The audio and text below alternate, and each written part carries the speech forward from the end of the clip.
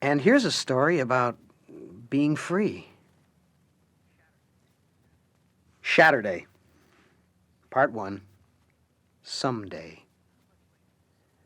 Not much later, but later nonetheless, he thought back on the sequence of what had happened and knew he had missed nothing. How it had gone was this. He had been abstracted, thinking about something else. It didn't matter what. He had gone to the telephone in the restaurant to call Jamie, to find out where the hell she was already, to find out why she'd kept him sitting in the bloody bar for 35 minutes. And he had been thinking about something else, nothing deep, just wool gathering. And it wasn't till the number was ringing that he realized he'd dialed his own apartment.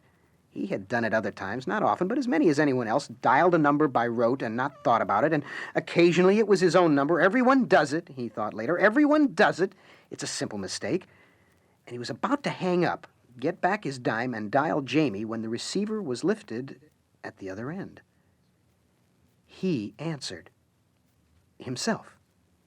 He recognized his own voice at once, but he didn't let it penetrate. He had no little machine to take messages after the bleep. He had had his answering service temporarily disconnected, unsatisfactory service. They weren't catching his calls on the third ring as he'd insisted. There was no one guesting at his apartment, nothing. He was not at home. He was here in the restaurant calling his apartment, and he answered. Hello? He waited a moment and then said, Who's this? He answered, Who are you calling? Hold it, he said. Who is this? His own voice on the other end, getting annoyed, said, Look, friend, what number do you want? This is Beacon 3, 6189, right? Warily. Yeah? Peter Novan's apartment? There was silence for a moment, and then, That's right. He listened to the sounds from the restaurant's kitchen. If this is Novan's apartment, who are you? On the other end, in his apartment, there was a deep breath. This is Novan's. He stood in the phone booth, in the restaurant, in the night, the receiver to his ear, and listened to his own voice. He had dialed his own number by mistake, dialed an empty apartment, and he had answered. Finally, he said very tightly, This is Novan's. Where are you? I'm at the High Tide waiting for Jamie. Across the line, with a terrible softness, he heard himself asking, Is that you?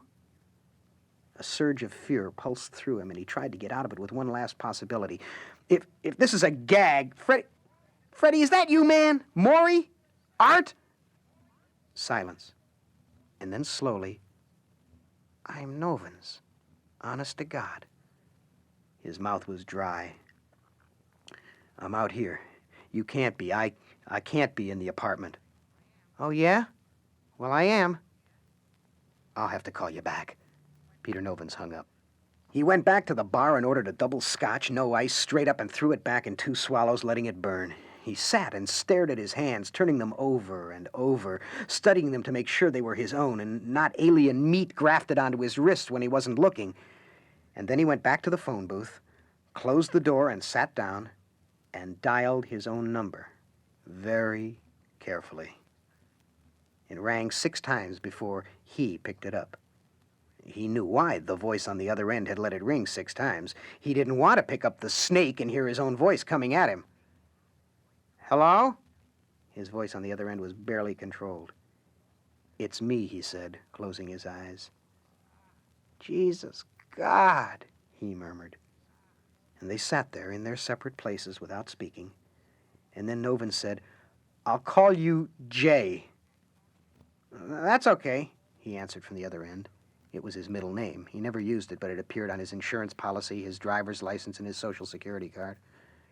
Jay said, Did Jamie get there? No, she's late again. Jay took a deep breath and said, We better talk about this, man. I suppose, Novan's answered. Not that I really want to. I mean, you're scaring the shit out of me. How do you think I feel about it? Probably the same way I feel about it. And they thought about that for a long moment. And then Jay said, Will we be feeling exactly the same way about things? Novans considered it and then said, If you're really me, then I suppose so. We ought to try and test that. You're taking this a lot calmer than I am, it seems to me, Jay said.